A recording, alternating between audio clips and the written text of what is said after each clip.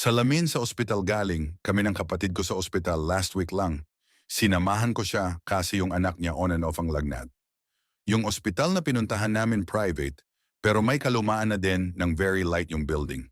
Habang nasa laboratory yung kapatid ko para i-follow up yung blood test ng anak niya, nagpasama yung bata sa akin sa restroom.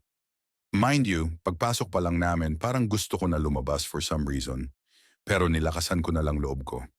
Nung time na yon kami lang ng pamangkin ko ang tao.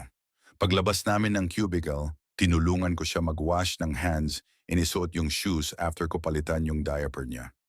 Habang inaayos ko yung lace ng sapatos niya, sa peripheral vision ko, may nakikita akong tao sa salamin, nakatingin sa amin. Pucha, hindi ako makakilos pero tiniis ko yung takot at di ako nagpahalata. I pretended na hindi ko nakikita, but since sobrang duwag talaga ko, kinausap ko bigla yung pamangkin ko